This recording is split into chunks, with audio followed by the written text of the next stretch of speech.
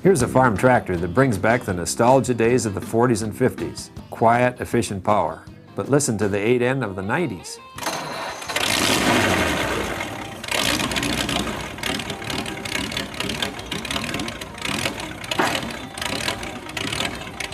This one now has a 100 horsepower flathead V8. It looks just like a restored 8N, but there are several modifications. Owner Ron Stauffer explains. The tractor is a 52 8N Ford tractor, and what it requires in the engine is an engine that has a side distributor. Is one way to tell if you were in a junkyard looking for an engine that would fit. It needs to have the side distributor, and also it needs to have the back of the block here cut off with a removable bell housing. An adapter kit is drilled and tapped so the bolt pattern of the engine matches the bell housing. A steel frame runs from the plate and wraps around the front axle. It's 4 inches longer than the original ones, and that enables you to mount your ball socket for your radius rods going up the front axle. And then rather than lengthen those and fasten them back here where they originally did and bending them, you can shorten them, and it makes that real simple to put that on that way. And you also notice that this one here has a foot accelerator on it. The 2 or 3 that we have built up, we have built them both ways, one with a governor. The governor gets pretty complicated to try to mount it up underneath there and get a belt to drive it and everything, but if you were going to use it to farm with and put lots of hours on it that way, you would want to mount a governor.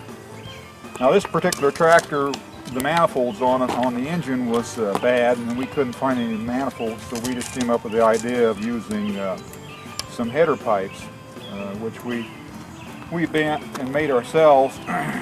If a person was going to farm with it or use it under heavy loads, you wouldn't want this, because this is pretty noisy, and it's set up for this show, and it does attract a lot of attention having that on there.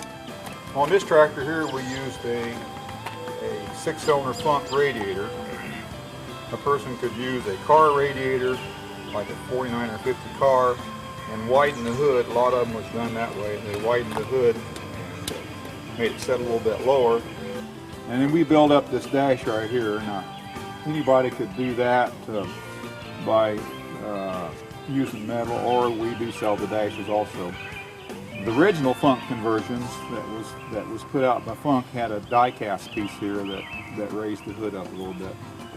But we put a V8 emblem off of the truck onto it, and then we also used 2 temperature gauges just for looks. We got 1 temperature gauge for each head. And a lot of the guys tell me that raced these engines, that was real a good idea, because they could tell if they had a problem with one side of the engine or not, if it wasn't performing right. The oil filter, this is the original oil filter that was used on the flathead engine.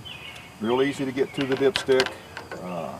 But another thing that's a good idea if you're going to do one of these conversions is to find you a step-up transmission, which gives you another 4 speeds and steps the speeds up probably about 30 or 40%, and that it really makes it a lot more usable tractor, because you got plenty of power for the higher gear. Now on the radiator, a person could just go to the radiator shop with your original radiator and tell your radiator man that you needed a radiator that was the same width, but have him make it taller and thicker, and have him put in the 2 outlets at the bottom. And he needs to keep the outlets at the bottom as high as possible, so there is clearance underneath there for the axle when the axle rocks going through washouts and stuff like that.